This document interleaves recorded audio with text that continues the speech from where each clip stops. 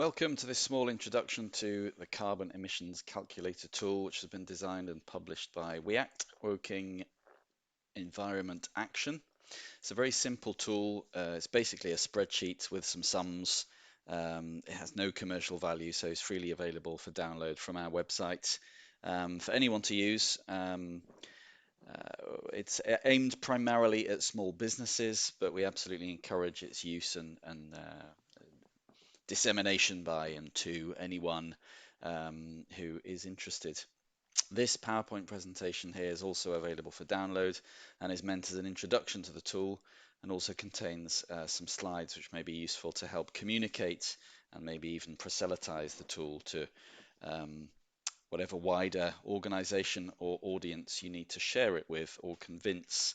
While I'm here, I suppose worth pointing out there's also within this presentation some ideas on slide 10, some starter suggestions for once you know what your emissions are, thinking about how you might try to reduce them. And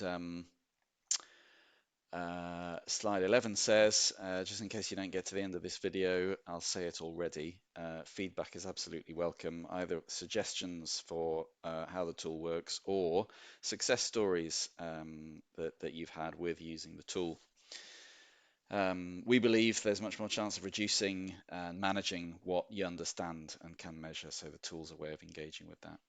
Right, okay. I'm no YouTuber, so don't expect a very slick presentation, but here's one tip. If you're watching a video in this window here, whatever window you're in, you could drag the top of the bar over to the left of your screen, have the video going on in the left-hand side of your screen, and if you were to have the spreadsheet already open as well on your computer, you could fill the right-hand side of the screen with the spreadsheet itself, so you can do your own stuff in there at the same time as watching.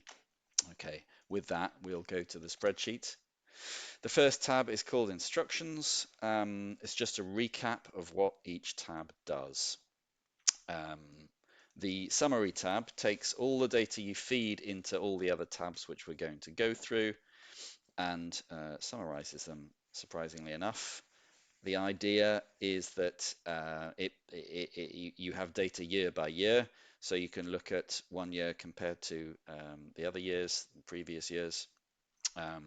There's another idea here which splits the total of the emissions from different sources into scope 1 and scope 2 and scope 3 if you are minded to do that. It's already worth at this point pointing out there's nothing sacred about this format or these categories or anything else about this spreadsheet. If you feel you need more or different categories, just mess around with it and change it, obviously. Okay, the chart sources. It is simply a pie chart of whichever year you choose to point it at in terms of where your emissions are coming from, graphically illustrated. The fourth tab here is a time series so that you can see again the height of your columns, hopefully coming down year by year as you successfully reduce the emissions that your organization is generating. So no rocket science at all involved. The Buildings tab, this is the first tab requesting your actual data to be input.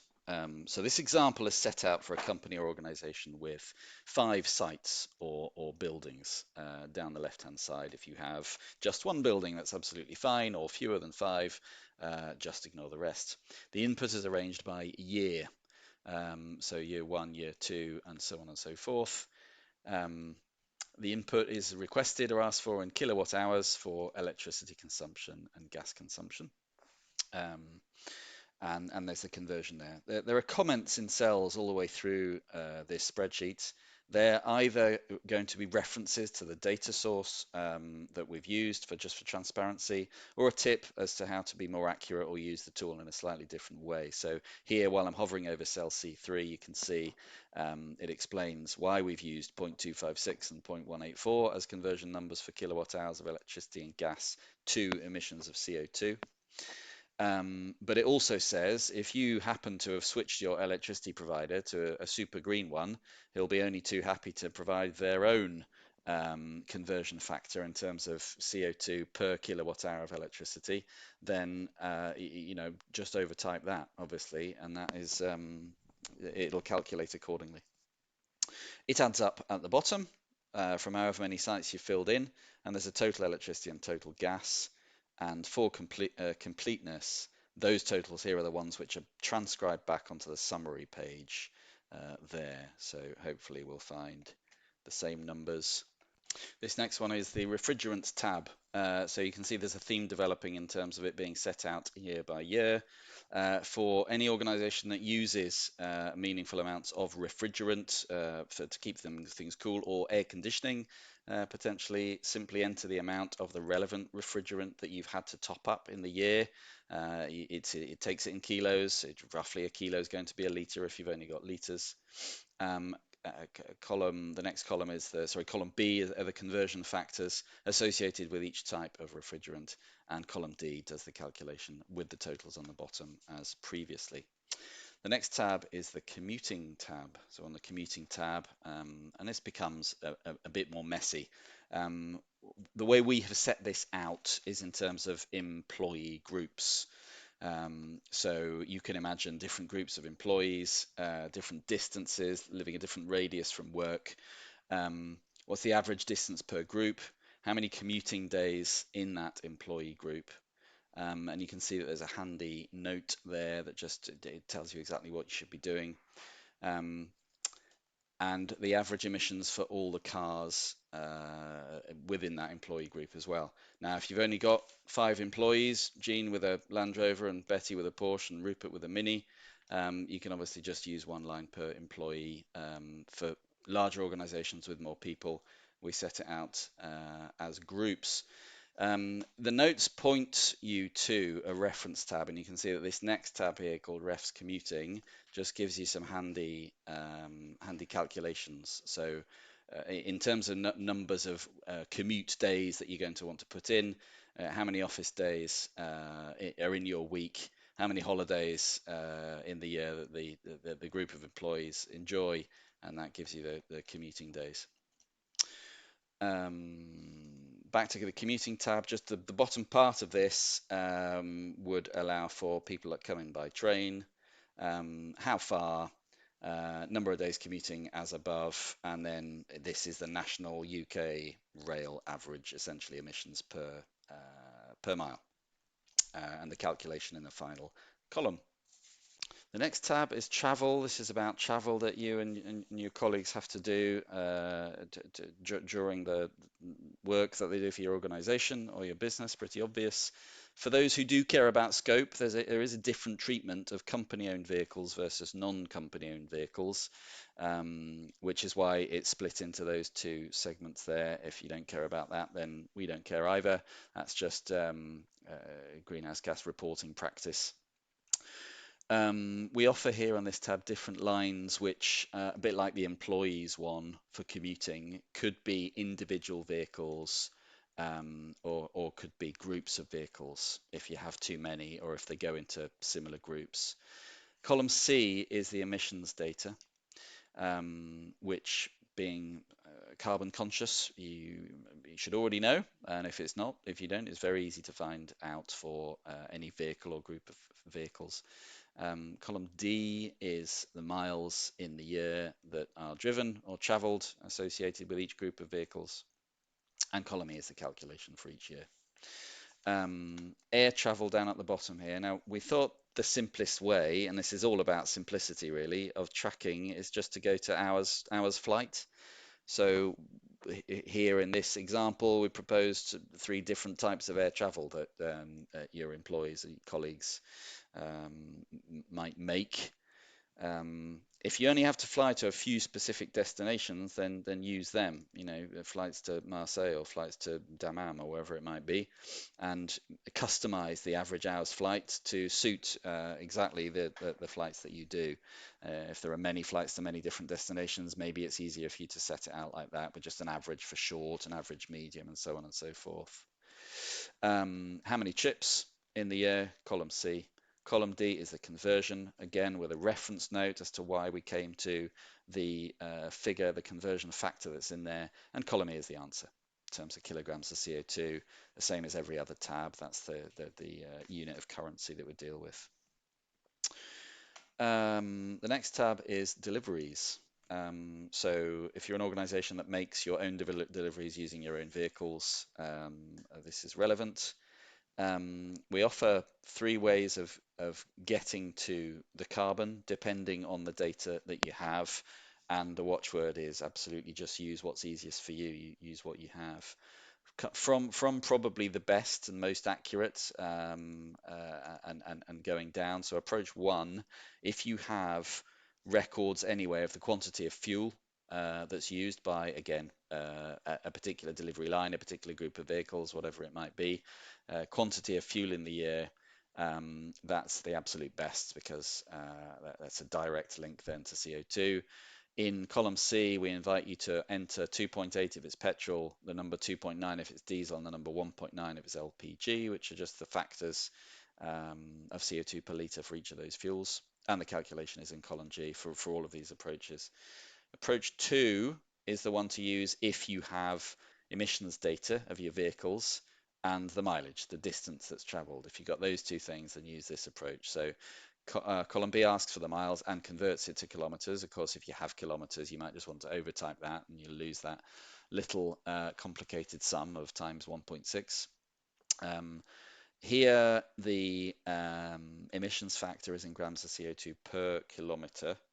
And I am conscious of a slight inconsistency here that on the previous tab, I think it was the emissions per mile that we used. It strikes us that especially for industrial vehicles, the far more common currency is becoming emissions per kilometer, and that's the one that tends to be easiest to look up and find. Again, between kilometers and miles, I'm sure everyone can do that.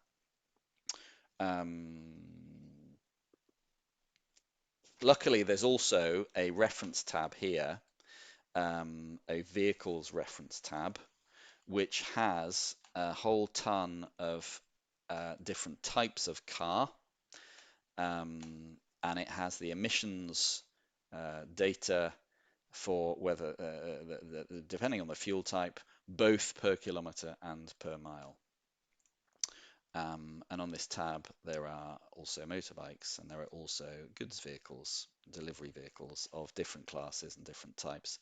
All that data is UK government. Now, of course, this will change as vehicles become more efficient with time. These figures, one hopes, will improve. So, going and checking whatever is actually closest to the current fleet that you've got is always the best. But there are some handy references there for the meantime for people who are just getting started and just want a rough idea. Finally, back to that own deliveries tab, approach number 3 is if you only have the distance traveled, so the mileage, and the fuel consumption, so maybe an MPG or a litres per kilometre, both are offered. The way that the spreadsheet set out is it takes the input in miles and converts it to kilometres, takes the input in MPG and converts to a metric. And again, here it's inviting you to put in a different number depending on whether it is, this is column F, whether it is diesel, petrol, or LPG, and column G is the answer. And there's the total at the bottom, which looks at all of those lines. So obviously don't fill in more than one approach, either using approach 1 or approach 2 or approach 3, because otherwise you will be double counting.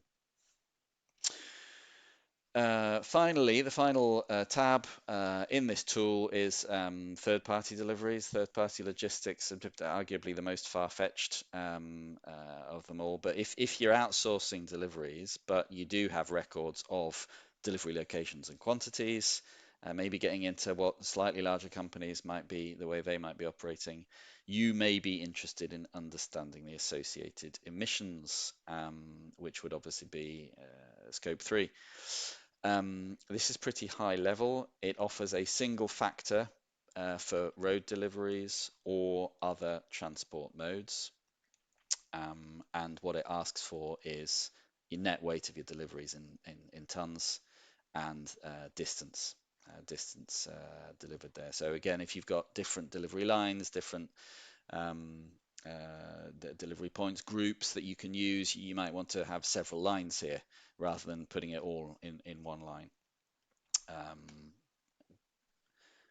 if this is important to your organization, it might well be that you can get more information from your third-party logistics provider in terms of how they operate and factors that they're able to take account of, like levels of empty running and payloads, and that they can give you a set of figures for the deliveries for your company or organization, which is far more accurate than just this 62 sort of global industrial average.